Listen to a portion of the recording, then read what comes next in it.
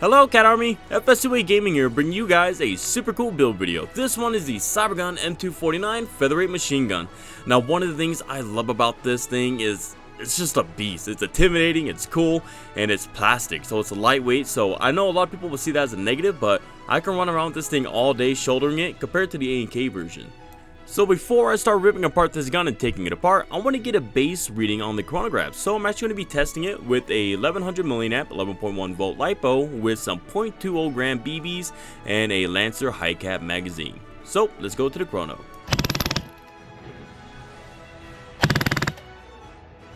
.395 at 1200 rounds per minute, which is 20 rounds a second.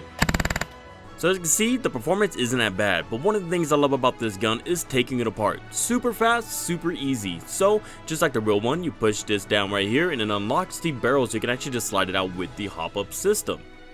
And inside the hop-up system, as you can see, you got your standard 509mm brass inner barrel with a little bit of hop-up tensioner spring, and then your hop-up system. As you can see, it's a little bit on the weird side. There's just a hole on the side that just allows BB to fall in there. Now, for the bottom of the pistol grip, you just pull this off, and then it's kind of hard to pull out this tab, but I've found using either like a flathead or even like a little dental pick, it's super easy to kind of just pop it open from the back part. And this actually accesses to the motor plate. As you can see, I already did take it out, but it's just your standard version 2 M4 spec motor plate. So as you can see, it just sits right there, pops right out too. It sits a little low, so it's a little bit tricky getting the wire motors in and out. And here is your motor. This thing is super stock, very basic motor, no torque behind it. And then you got your 4 screws that sit and holds the grip to the gearbox. So just take those 4 out and then very carefully and very delicately slide it out, and then hold the wires, pinch them so you're not pulling the wires from the gearbox, and just slowly rotate around, doing a little bit of exaggerated motion so you guys can really see what I'm doing, but just little tiny circular movements to kind of give the wires a little bit of a tug. They should pop right out, and then at the very end kind of angle out these parts. So these are your motor connectors. They are bent a specific way. Do not bend them the other way. They will definitely break on you, so be very careful, be very mindful of that. And when I said it's pretty easy to get to the gearbox, I mean it's pretty easy. As you can see right here, you just grab your punch, find the body pin, and hit it like it owes you a lot of money. But make sure you're hitting it the right way, because if you hit the beveled edge into the gun, you're going to cause it to kind of flare out, it's going to get stuck and cause a lot of issues. So just be mindful of that. And then once all that's done, just find these 2 tabs, pop up the open receiver, and then just slide out the gearbox. Nice and easy, just like that. Now as you can see right here, we got a bolt and a washer. This pretty much just holds the spring guide in place so it doesn't go up and down, which will absolutely demolish your piston.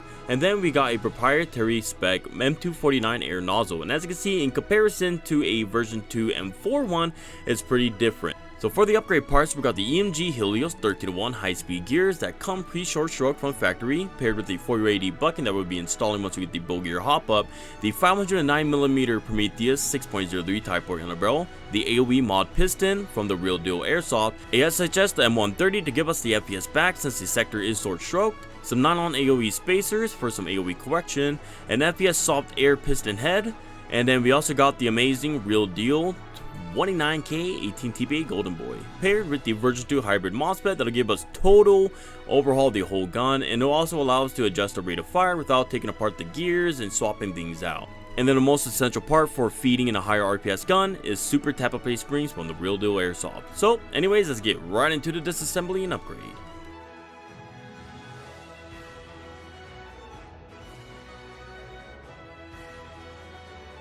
And since we got the gun open, I'm going to be doing a little bit of a review of the parts. So we got a piston right here. This is full metal tooth, which is already pre-AOE corrected, which is pretty nice. Up next, we got the tap-up-play spring. This one's pretty weak, so I would recommend changing it out if you're going to be going for a higher RPS. For the tap-up-play, there's nothing wrong with the tap-up-play. It's your standard version 2 spec one.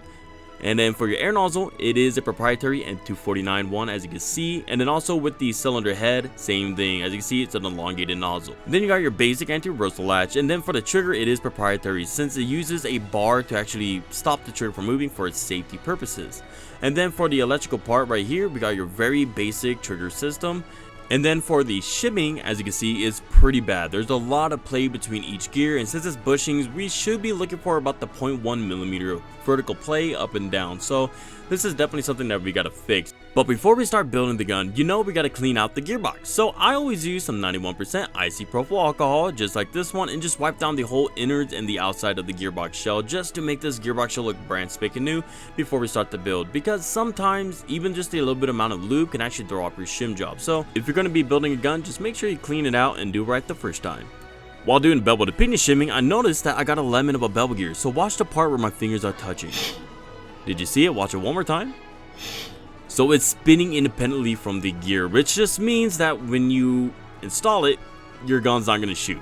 So as you can see right here, as I spin it very slowly, the gears will spin as they should, but if I spin it fast, then that bottom part won't move at all, and then it's just the top part of the gear that I'm spinning will spin. As you can see right here, it gets stuck. So I swapped it out with the SHS 1301 gear, and baby, we got butter. This thing is smooth again, as the bevel and the spur gear, they match up pretty well. And as you can see right here, the shimming, once it's all done with all the gears in there and screwed in, it's butter. Butter smooth.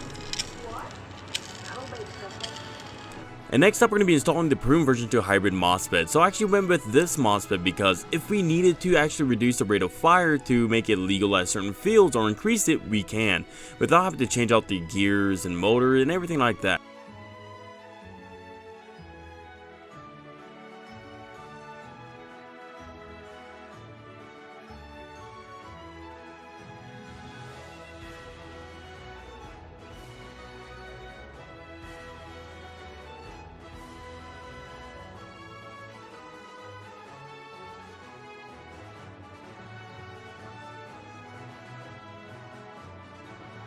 Now, one of the things I do like to do is just wrap one of the cables that's going to be on top. For my case, it's going to be this one right here with a little bit of electric tape, so that way the wires will actually stay inside the gearbox and they won't keep popping out. This actually just makes the life a little bit on the easier side.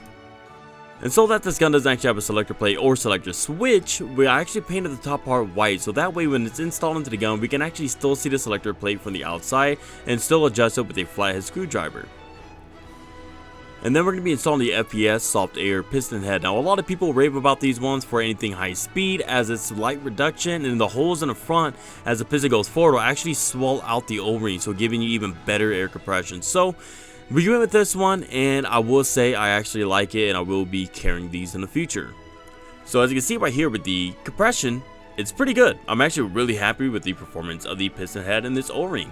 And then, of course, we got to do the AOE correcting. So I'm just checking right now what it looks like without any washers. And then I'm going to add on to one nylon washer. Now you can keep adding them on, but pretty much you just want to have the best amount of contact surface area between the first picket tooth of your piston and the first tooth of your sector gear. The reason being is that the piston is actually a linear gear. So you want to have the best amount of transitional output of energy between the two gears. And the reason why also it's important is if you have your piston all the way to the front, say no washers at all, stock piston head, and it's catching it from, you know, kind of a back position, then it's actually going to cause the piston to lift up and back on the rail. So it's actually going to cause a little bit of unneeded force to the piston. So it's really important to make sure you do the step nice and slowly and really check it. I have other detailed videos about AOE correcting if you're interested in it. And then I Swiss cheesed the piston and took off the unnecessary teeth just to give us the best rate reduction for our piston. And then we're also going to be pairing the tappet plate with this lovely tappet plate spring from the Real Deal Airsoft. These things are a game changer. They will make your gun feed flawlessly while also sitting the BB perfectly and getting a good air seal. So definitely, if you guys are having misfeeding issues or FPS issues, try to throw one of these parts into your gun. It'll probably fix them.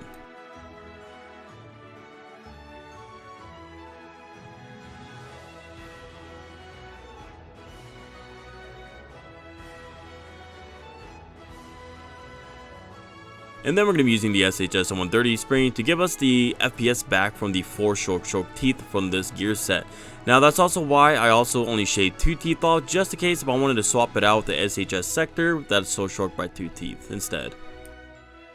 So we're also going to be installing a 5mm FPS booster from the Real Deal Airsoft. Now this is going to give us that little bit of an FPS boost, about 5 FPS to 10, but it's also going to be acting almost like a bearing, allowing the spring to rotate on the spring guide so it doesn't bind. And then since the wiring for the gun is pretty long, we're gonna actually have to cut it and then solder it back into a shorter configuration to fit the airsoft gun and also give room for a battery. And so for the video, we're actually using the stock hop-up and bucking while replacing the inner barrel with the Prometheus one. The reason being is the customer is actually going to be driving up here to drop off a Bull Gear hop-up unit and an Antec feed tray, because while he was doing his own research with the gun, he's seen a lot of people are having misfeeding issues with the gun. When I dug into the lore a little bit, I seen that a lot of people were calling it the M249 curse. So if you guys are going to build a gun, definitely buy those parts as well. Give it a little shot.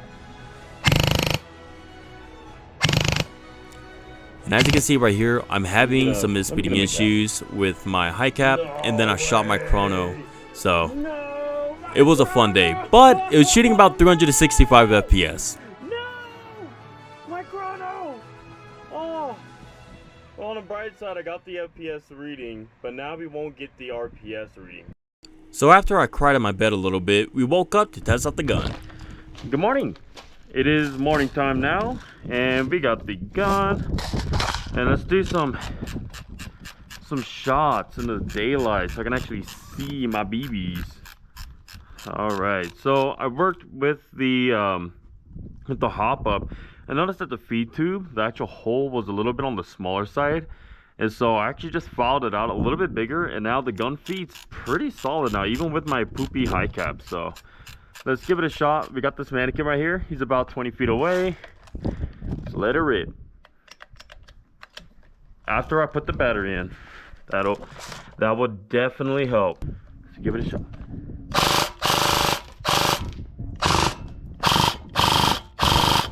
Oh yeah, just to hop up just a little bit.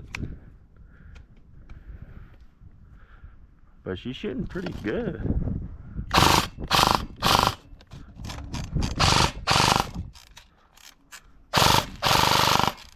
Oh yeah. Oh yeah, dude, this thing will hurt so bad. Only thing that sucks about it is the battery compartment's so small. Even a 1000 milliamp 11.1 can't even fit, which is pretty surprising. I was expecting for such a big gun there'd be a little bit more battery room. Ready? 3, 2, 1. Let's go. Oh dude, that mannequin's dead as heck. Tire.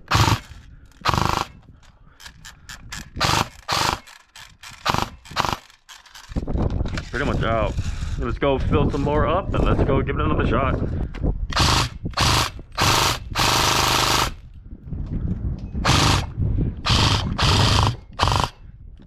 Nice. Well, one thing with these gears too is that we have no issues of overspin at all. This thing is nice.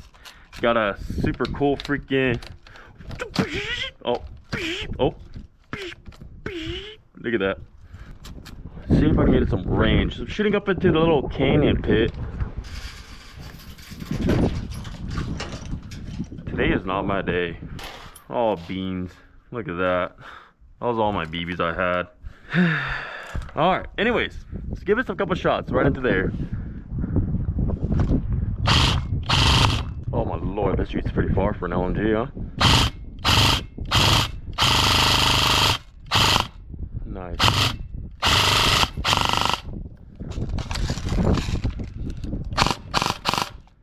Make sure there's more beats in the chamber. But yeah, that's the gun, guys. Shoots really freaking smooth. Stop it. But yeah, guys, that is the gun. That is the build. The Cybergun Featherweight M249. One thing I did notice with this gun that I do not like at all with it is actually I had to modify this right here, the motor plate, because even with it fully turned in, it just didn't get a good angle on the bevel gear. So I actually had to glue onto the actual flat part where you turn it up a metal washer to give it enough force to push the motor in, because this grip is really bulky and it's kind of a poor design with the angle of where it kind of matches up with the gearbox. But even still, with those issues fixed and everything, it works pretty good. If you guys are going to be doing this for your own build, some things that might be helpful for you guys. One, take your time. This gun's a little bulky and wonky, and it is plastic, so you don't want to strip any of the screws. One thing I noticed too is that a lot of these screw holes are plastic. When you guys are screwing those in, since everything is plastic holes and metal screws, they're easier to strip, so just be very careful. I stripped. So right there, the neighbor's kids actually came out and they wanted to start talking to me about the airsoft guns. You know, they're super adorable. They're little kids, you know, so they find it interesting what I do. But they keep thinking they're real guns. So, but anyways, if you guys like the video, please consider liking and subscribing. It helps support the channel and it helps me smile. You know, it makes me really happy that you guys, you know, enjoy my videos and that there's people that actually like watching my content. You know, before I used to make these videos, you know, and I'd have like 15 viewers, you know, and I'm like, man, you know, those 15 viewers, shout out to you, bro. But now as the channel is growing, we're getting more viewers, so I just want to say thank you guys so much. And I actually have some patch ideas coming out pretty soon, so if you guys are interested in picking up some patches from me, let me know in the comments below what type of designs you want. I'm thinking something based around the Cat Army idea, you know, but we shall see. We shall see. There'll be about 250 of them. So once those are out, that design is gone. They're all going to be limited edition. So if you guys are interested, comment down below. And as always, I love you, Cat Army. Thank you guys so much for watching my video. And of course, have a wonderful day. Peace.